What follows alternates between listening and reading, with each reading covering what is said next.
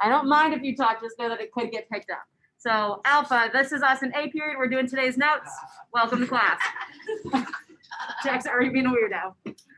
Okay, so 3.1 is our exponential unit.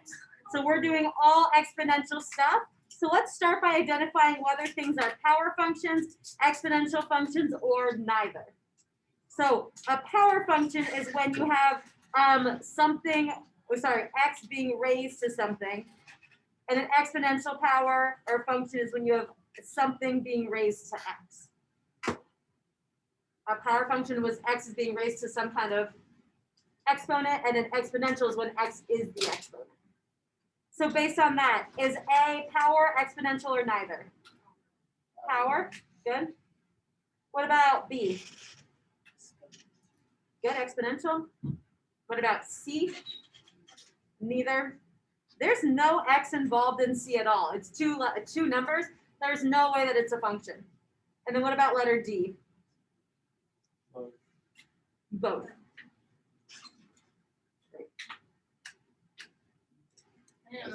That's crazy.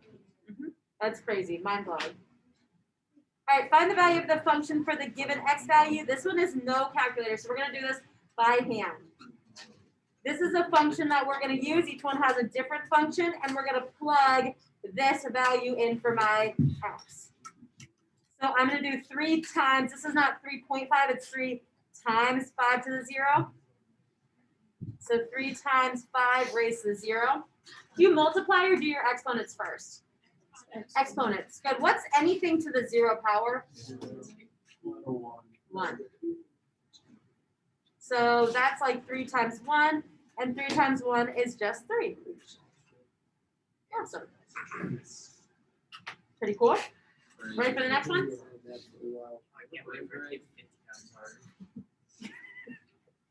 Next, we're going to do 6 times 3 to the negative second. It does feel like that. We kind of do real easy steps and then we blow it way up. I like this for a little bit. I could handle maybe the 3. Okay, we can do a negative exponent, right? What does a negative exponent mean? It's going to be a fraction. It's going to be a fraction. We reciprocal it. So that's like 1 over 3 squared. What's 3 squared? 9. And 6 times 1 over 9. It's like 6 over 9, which is 2/3. So we looked at having 0 as an exponent. We looked at having -2, a negative as an exponent. Now we've got a fraction exponent. Do you remember what a fraction exponent does?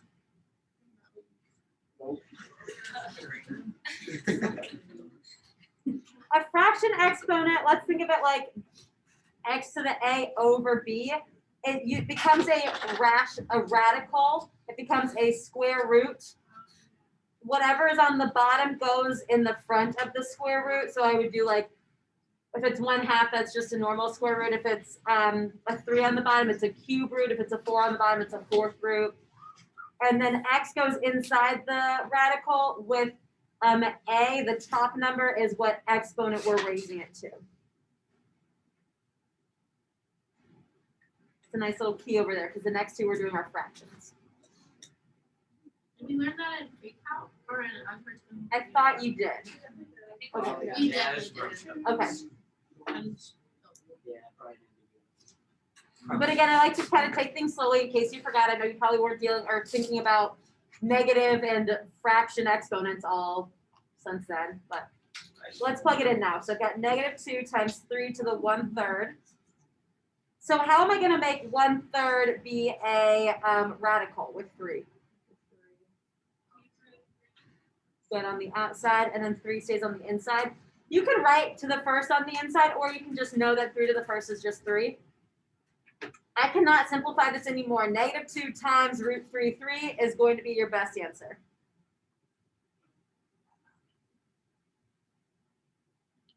All right, and the next one is negative and a fraction. So we're going to plug it in. I've got 8 times 4 to the -3/2. What does the negative do again? Flips it. So that makes it like, I don't know why I did 8 like that. 8 times 1 over 4 to the 3 halves. I'm doing this slowly just to make sure we all got it. That's an arrow. I don't know why there's not. And then 4 to the 3 halves. How else can I write that? What number is going to go outside the radical? You can put a 2 out there, or just know a normal square root. It's implied with the 2, and then 4 to the 3rd underneath. Again, you can put the 2 out front, but it's implied that it's a square root. All right, what's 4 to the 3rd? 60. Good.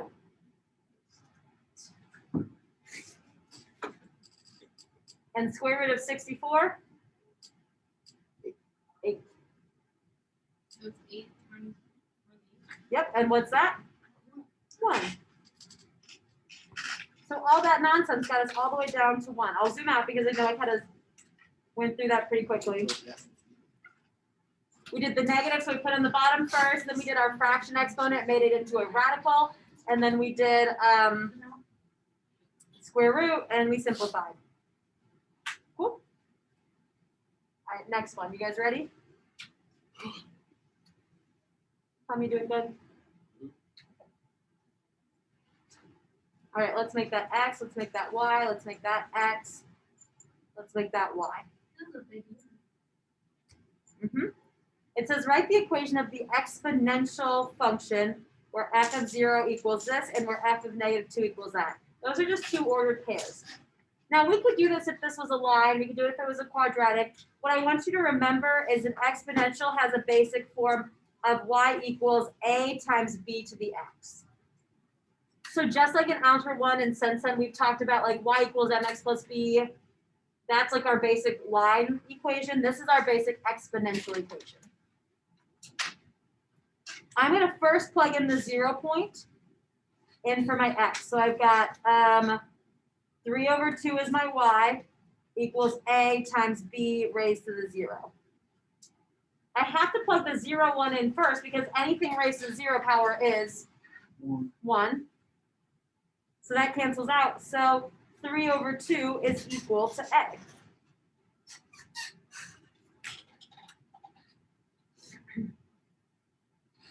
Okay, that's my a. Now I need to find my b. So to find my b, I'm going to plug the other point in and the a value. So b is my only variable.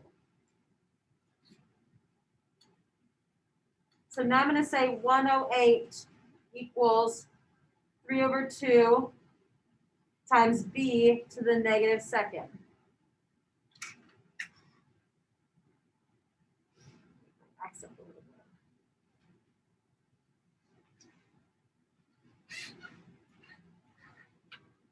B to the negative 2nd. Okay, everybody cool with that? What should I do first to start solving? Good, how do you get rid of that? Multiply by the reciprocal. I'm going to multiply by 2 over 3 on both sides. So I get b to the negative 2nd, and then 216 divided by 3, which I think is 72. All right, 72 equals b to the negative 2nd.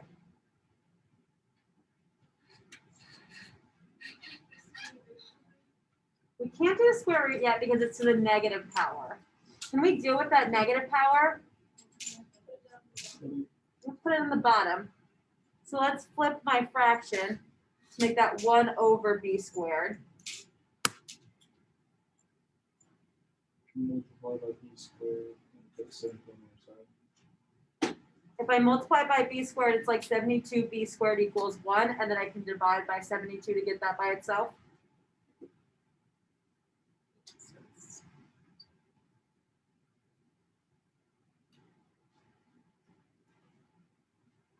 So we made our b to the negative 2nd fraction, and then I was like, well, I can't do a square root until I'm done with that fraction. So I switched it all around. So now I've got b squared equals 1 over 72. And then how do I solve now? Now we square root.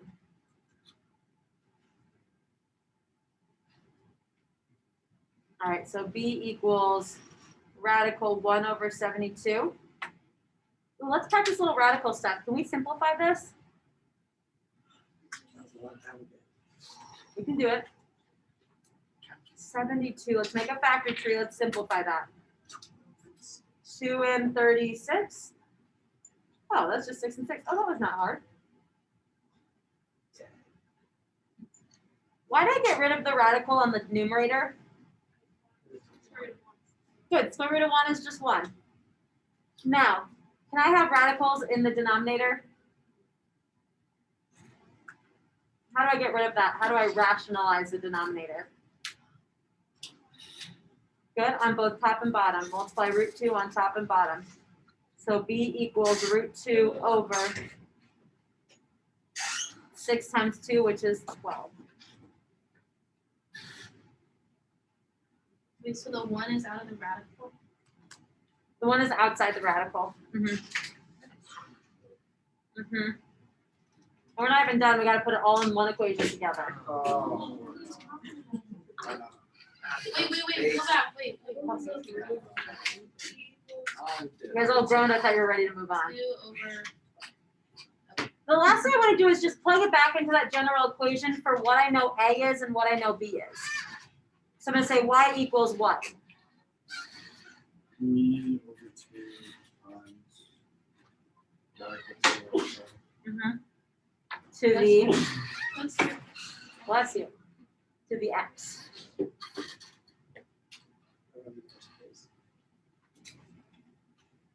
You write so tiny. How did you run out of space? That's kind of good on each line. Oh. y equals, Y equals 3 over 2 times root 2 over 12. Oh, I should have done letter B first. It was easier. That's on me. so what did we just find? We found the equation for an exponential function that goes through these 2 points. So that would be automatically. It can, but we're not there yet. Say it again. We got B first. You can't find B first because see how I've got 2 variables here, A and B? You can't use So one that's what we equation have to solve for for- both. It's easier to get A first because anything raised to the 0 power will cancel the B out. Let's do it one more time with some easier numbers, okay? It says repeat for f of 0 equals 3 and f of 2 equals 6. Okay, we want to find A first, so how do I set my equation up? So 3 equals Uh-huh, A uh-huh. times B to 0. And what's B to the 0? Good, so 3 equals A. Couldn't you just know that? Yep. That equation is going to equal that? For this problem, yes. For this problem, sure. Okay, now I've got my other equation, so now I've got 6 equals 3 times b squared.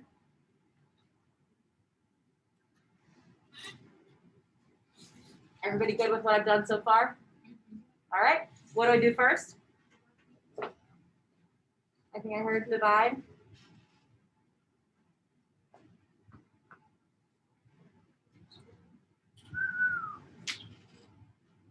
It was a lot easier.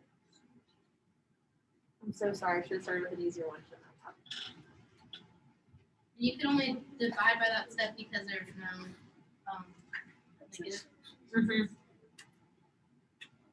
And so my equation would be y equals what?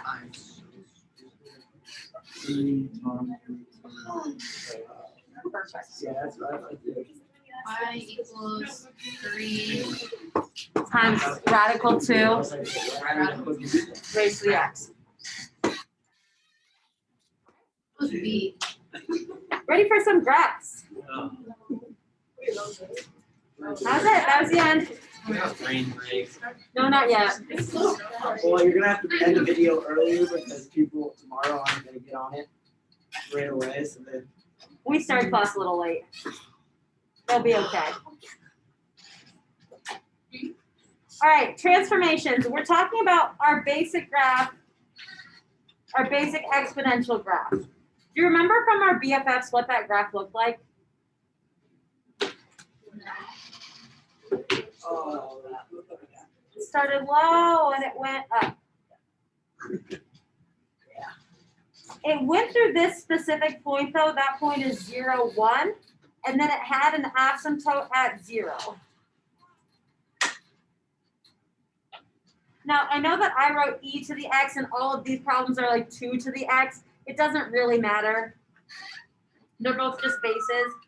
But based on what we know about transformations, you're going to tell me does it go up or down or left or right or flip, and we're going to just do a little quick sketch of the graph.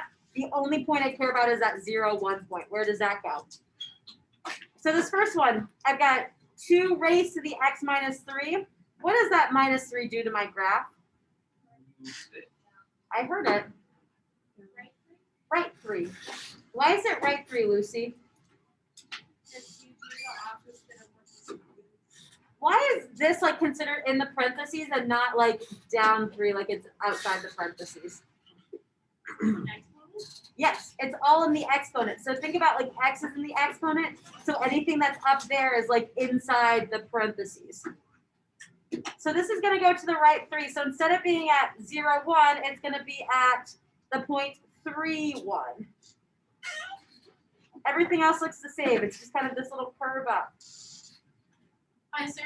Does the 2 not do it? The 2 is like the base number. So that's like the e over here. All of them are going to have like 2. See that?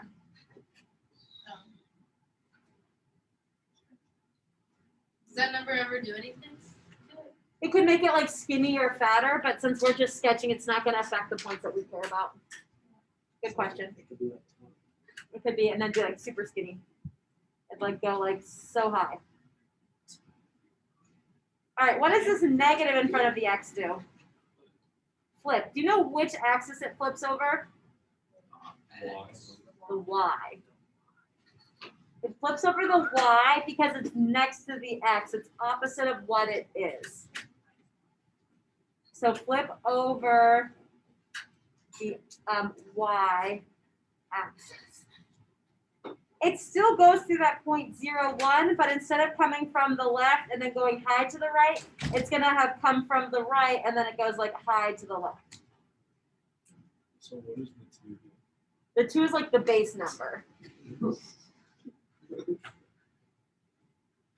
Not a dumb question, Quinn. Isabel just asked it. That's okay. It's the base numbers. All of them are doing the to the 2. All of them are 2 raised to something, so it doesn't affect our picture. Okay, same thing over here. Now I've got a negative out in front of the 2x. What does that do? Flip it downward. Good, flips it over the x-axis, so it flips like we're used to flipping.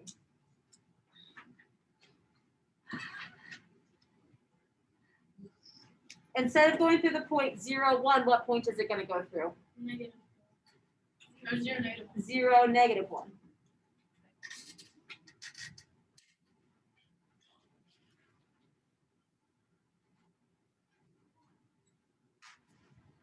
Okay. And then last one like these. Y equals 0.5x plus 1. I told you all of them were going to have a base of 2. Not wise. Can you make 0.5 be 2?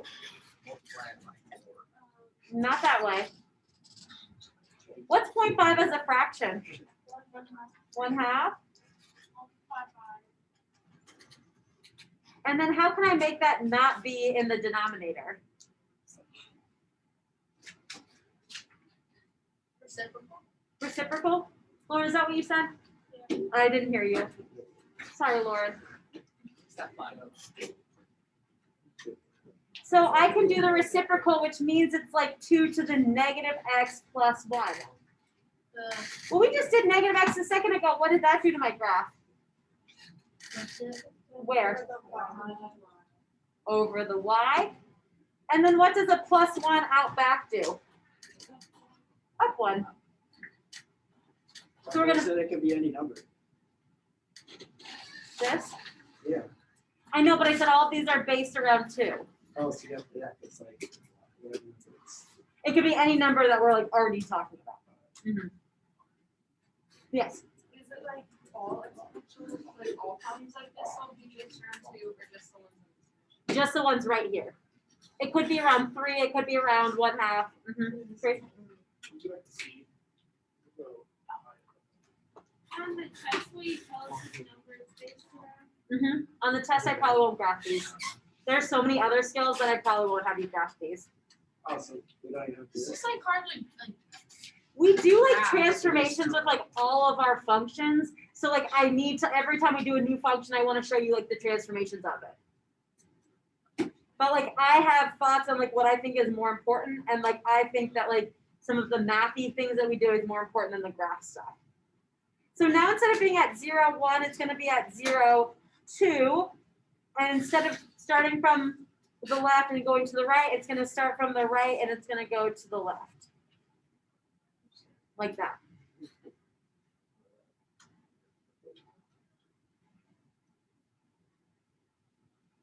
All right. That is transformations. I feel like this is kind of hard to like graph. I just don't. What part? All of it. I'm just kind of having a hard time like. I don't know. Oh, I forgot to tell you something on this one. It's a little weird. This one has, remember on the first one I told you it has a horizontal asymptote? All of the other ones, it was just on the x-axis. We didn't move up or down any, and we never crossed it. I forgot that this one, if I move my graph up, where's my horizontal asymptote go now? To 1, so I should not ever cross 1. So if it's up in the exponent, it moves left or right, and if it's not, it goes up or down. Yes. Any other questions on this transformation stuff? All right, let's keep going. The next one says, state whether f of x represents growth or decay. Describe its end behavior. Let's do growth or decay first. What do you think about growth? Which one do you think is going to be growth? A and B or C and D? Good, why? Not because it's positive.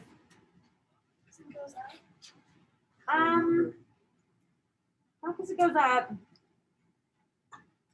3 versus 1/2 or 3 versus 0.75. 3 is a whole number. It's bigger than 1. Is that what you said, Jeff? Yeah, he was saying it wasn't big. If it's bigger than 1, it's growth. If it's smaller than 1, it's decay. So if it's greater than 1, that's growth. If it's less than 1, it's decay. Oh shoot, something's challenged us. What is this negative exponent? Negative. What does that make the 3 do? Not 3. Not 3, what does it make it do? Flip it, oh my god. Yes. Oh, So that one should be decay. would that change D then? Yes, Why would it change This one D? got fooled. I got fooled. I got a Why would little it change comfortable. D? Also, So it's the- only 7.5. When you make 0.75, think of that as a fraction. If you flip that fraction, it becomes 4/3. Okay. All right, we fixed those. Those are good now. Units B. I can already tell. Okay. Now, it also says describe end behavior. Is that the I wanna see- horizontal I want us to use our limits. Limit of f of x equals something. And we're doing it where x approaches positive infinity and negative infinity. So I'm going to write plus or minus infinity up here. And I'm going to set myself up with a little column. I'm going to do my limit as x approaches negative infinity first. And then next to it, I'm going to do my limit of f of x as x approaches positive infinity.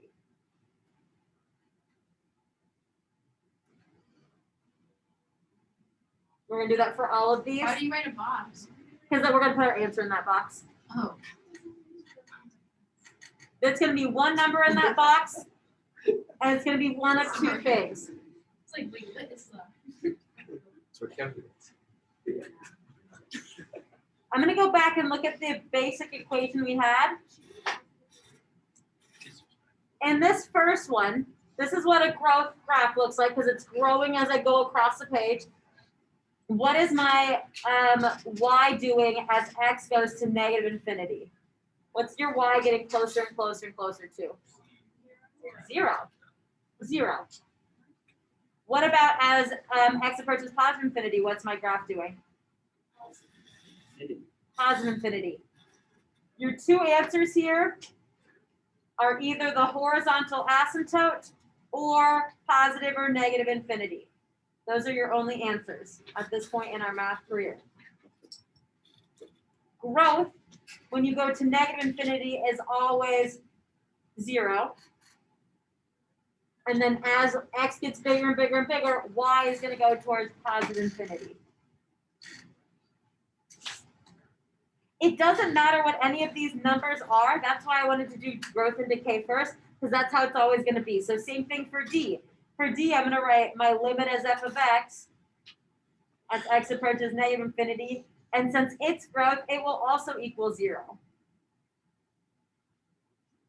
And its limit of my function as x approaches positive infinity will also equal positive infinity because it's growth.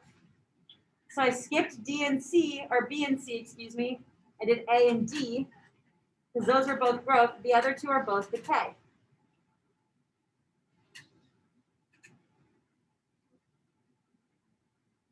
Decay is going to be opposite. Think about decaying, right? If something is decaying, it's like dying. It's like getting smaller and smaller and smaller. So that means instead of getting bigger as we go close to positive infinity, as more time goes by, it's going less and less. It's approaching the horizontal asymptote. So my limit for decay of my function as x approaches negative infinity, that's going to be positive infinity. Why wouldn't it be negative infinity? Because you had to start with something. So like I have a compost pile at my house. So you put food scraps in that, right? You start with actual things. And then as it composts, as it decays, it gets to be smaller and smaller and smaller and smaller. So we start with like a lot of things. So like a couple weekends ago, I mowed up all my leaves because I hate raking, and I put them in a big pile. So I had this big pile of leaves, and I bet if we went outside now, it's like gotten a lot smaller. And then next weekend, it'll be even smaller. So it's going to be, as time goes on, my function will approach 0. I cannot have a negative amount of chewed up leaves, but it's going to get smaller and smaller and smaller as it decays. So when does it get to negative infinity? It will not in a real life situation like this. Now, sometimes we might have a function that will lead us that way, but none of these do that.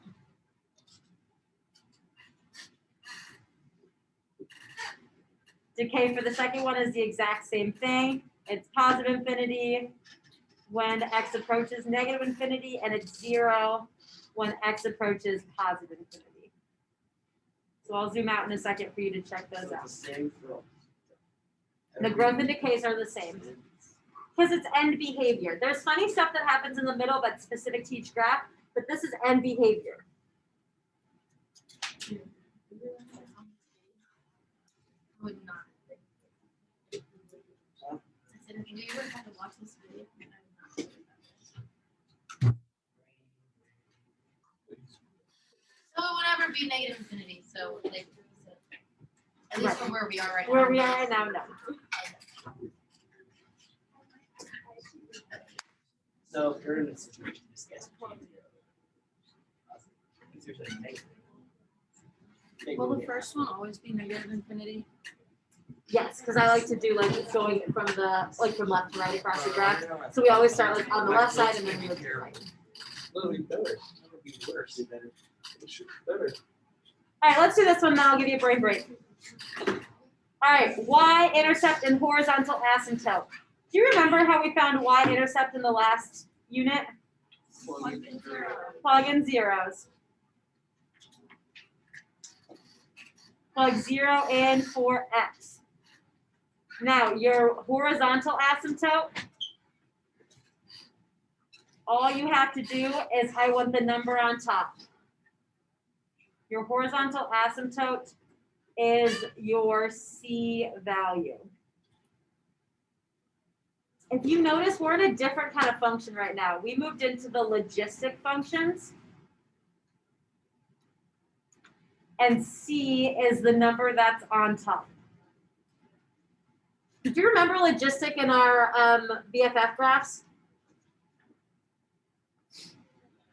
I remember Logistic, it was kind of weird. it was weird. Steps. I didn't, not the stair steps. Great. It had like a horizontal asymptote at 0 and then at 1. So these will all have 1 at 0 and then whatever that top number is. And then it kind of looked like a snake, like right through the middle of the graph. We'll do more of this in a minute, but our equation can be 1 over 1 plus A times B, oh, sorry, not 1, C over 1 plus A times B to the X. On your BFFs, I think it was 1 over 1 plus E to the negative X. I think that was it. It's been a minute since I looked at BFF, so if you know, just let me know. Okay, so all we need to do is find the y-intercepts and find the horizontal asymptotes. So again, horizontal asymptotes are just those numerators, so that is just going to be 12.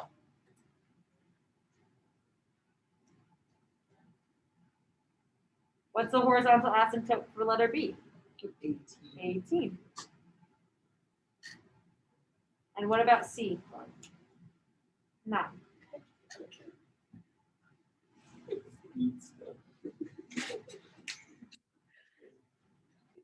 All right, now we're going to plug 0 in for all my x's. You can rewrite it out, but if I do 0 in here, that means that this 0.8 is going to cancel out. So I'm just going to have 12 over 1 plus 2.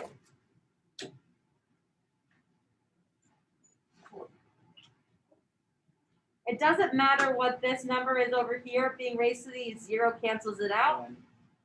12 over 1 plus 2 is like 12 over 3. And 12 divided by 3 is 4.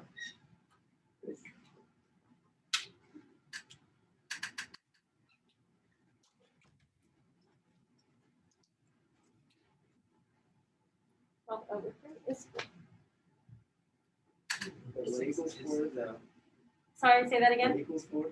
Yeah, my y-intercept.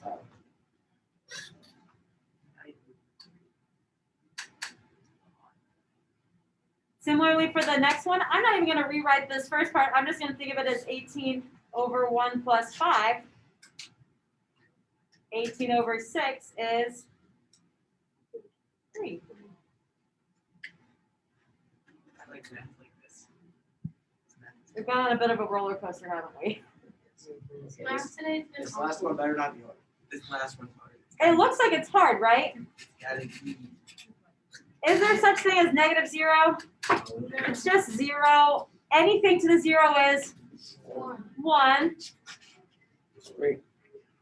Dude, you're so fast. Oh, thank you for doing my pencil. 1 plus 3 or 1 plus 2 is 3. 9 divided by 3 is 3. Brain break. All right, we can take a brain break now. Oh my gosh. Take 2 or 3 minutes. 1 plus 2 is 3. Thank you, Tom. Dude, and All right, we're coming back from our brain break. Say again. What? I need to tell now. Oh, okay. I was like, what do you want? If you didn't write that down, we'll write it down more to probably next lesson. Next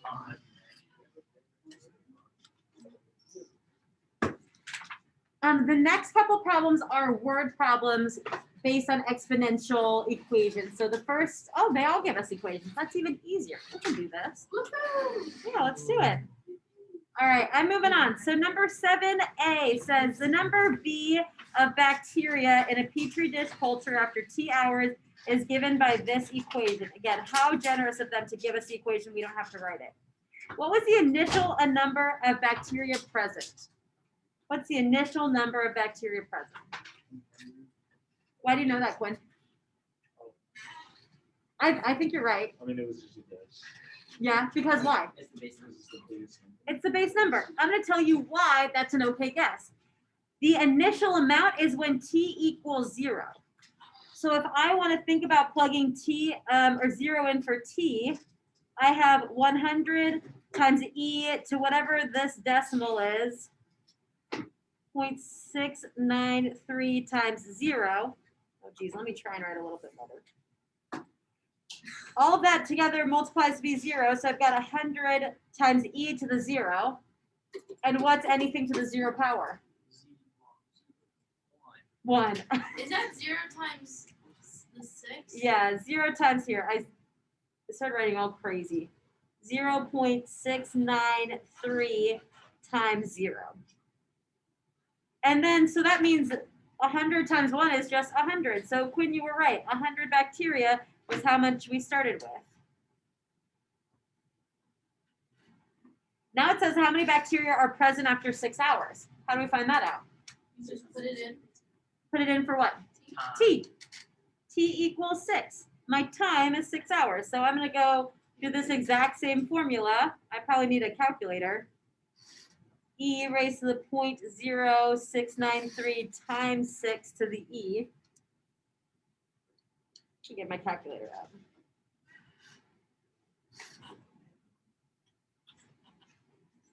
So 0.693 times 6. And then I want to do E raised to that number, which if you press second ln, that's E raised to the number, and I can put answer in. So I get 63.9, and then I times that by 100. Now, you guys might be able to put it in more easily than I do. I just have PTSD from old calculators that like you had to like be really careful and intentional. We're gonna round up the ones place because you can't have 0.35 of the bacteria, but we'll just round it up to one more than we had. So it'll be 6,395 bacteria.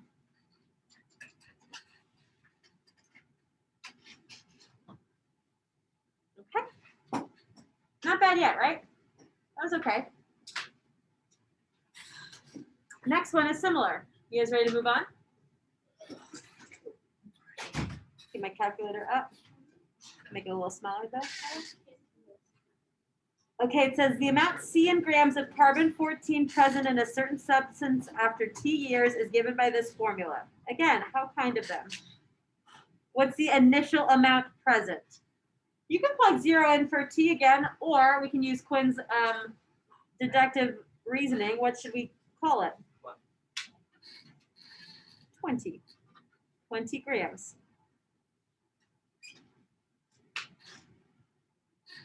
How much is left after 10,400 years? When will the amount left be 100 grams? Where would I plug 10,400 years? For T. For T? I have to do that problem all separately by itself, and then I can come back and do one with 10G, because where is 10 grams going to go? In for the C. Good. So we're going to do two separate equations with this. I'm going to go over here. So C equals 20E to the negative 0.0001216 times 10,400. That's an obscene number, but we're just going to throw it in the calculator. 0.0001216 times, times 10,400. I'm going to do E raised to that number, and I'm going to multiply that by 20. And I get 5.6. Now you can have a point of a gram that's a weight, so you can have a decimal of a gram. So I'm going to say I have 5.6 grams left after 10,400 years. Considering I only started with 20, I'm only down to 5, that's like a long time to break down. All right, and then I have to do the exact same thing, but now I'm going to plug 10 in for C, and I'm going to solve for T.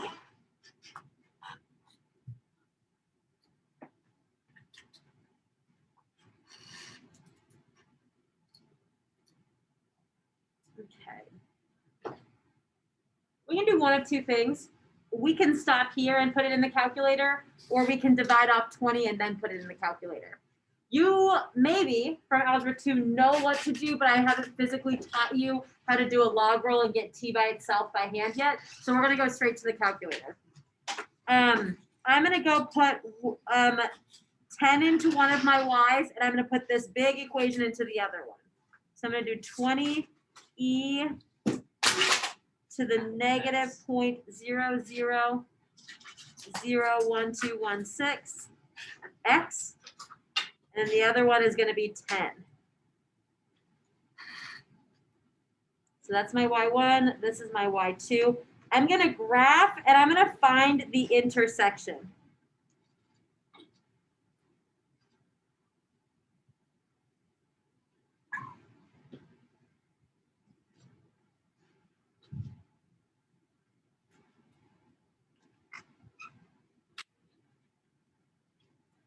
Now my window at least needs to be 10 on the y-axis, so I may go make it to 20. I'm gonna make my y max be 20 just so I for sure can see it all. I don't know about my x's or other y's. Ooh, you see how you like barely see it at the top? You see like barely the blue at the top? Yeah. I've got to keep going on my x's. I think I need a way bigger x because it looks like it's coming down, but like not very fast. Let's make my x like, I don't know, 100. Make sure that I can see it. Oh shoot, still can't see it.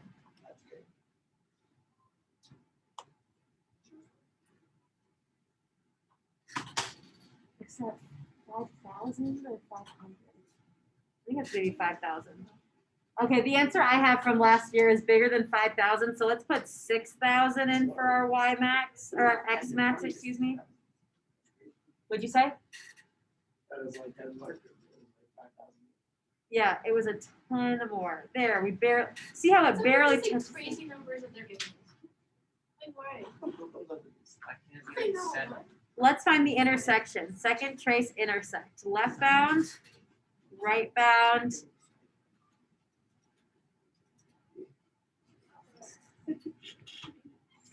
You gonna find it for me? Okay, I think he's like,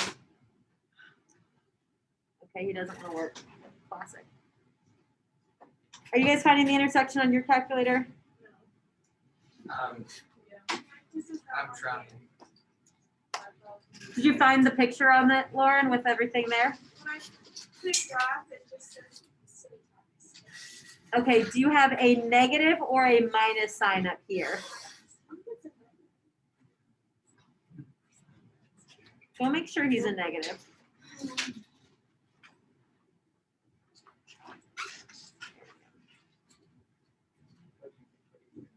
It did not like something that I did. Mm-hmm.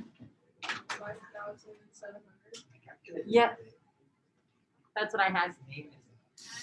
Good, Julie got 5,700, so that's what we're gonna put in ours. Okay.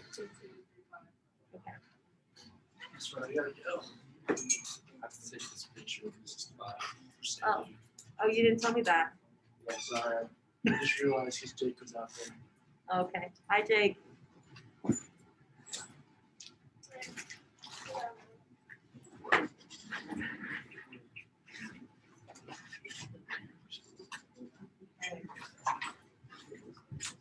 Yeah, they can fight it over that.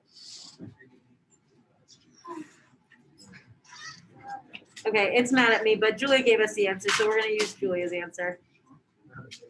Y equals, or sorry, not Y, X equals 5,700. And what was this? What were we talking about? Grams, years? Oh, years. It's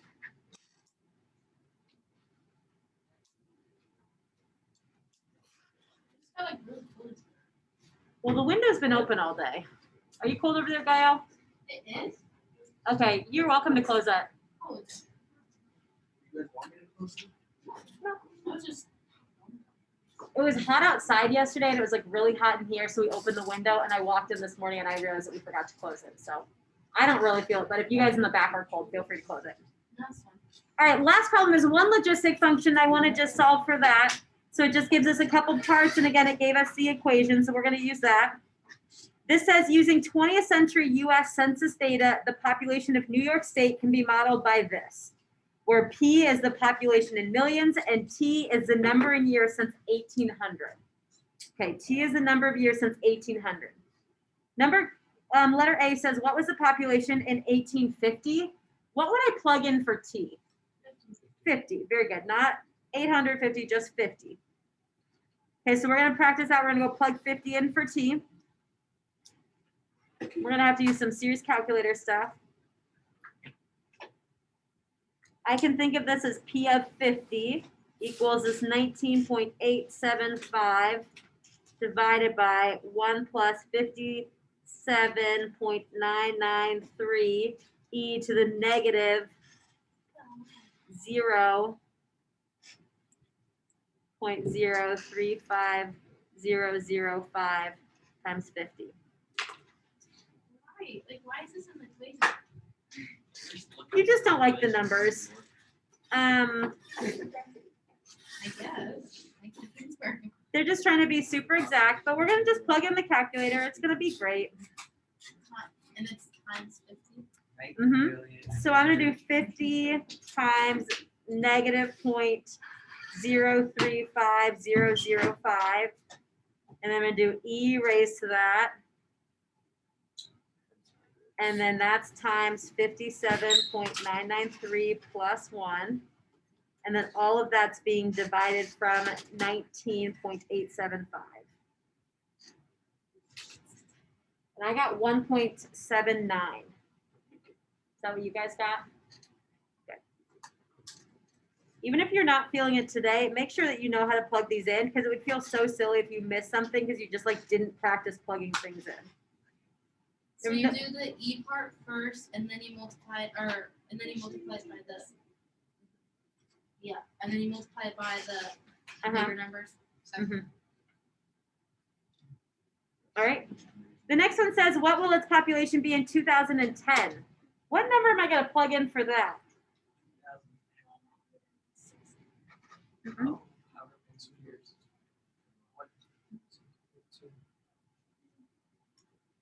It's a 210, very good. It started at 1800 and then we get to 2010. No, we just did 1850. I'm doing these two parts. Exact same thing. Let's see. Okay. 210 times, I'm just plugging it instead of 50. I'm plugging in 210 right now. 210 times negative 0.035005. E raised to that number. And then that number is being multiplied by 57.993, adding 1 to that. And then 19.875 is being divided by that number. I got 19.16. What'd you guess, Zach or Jeff? Or Andrew? 19.5. Oh, you looked up the population. Oh my God, that's hilarious. What would they say? Well, now I want to know what's my limit, my maximum sustainable population. It says limit to growth. This is my horizontal asymptote of these exponential, or sorry, logistic functions. What would my horizontal asymptote be here? 19.875. Remember the logistic graph, there was that horizontal asymptote, like we get really, really close to it, but we can't go past it. The maximum sustainable population cannot get higher than that asymptote, or else the world's gonna explode. So we're gonna say 19.875 is my maximum population. Million is the max. Okay, that is all of 3.1. I want homework next time we have class.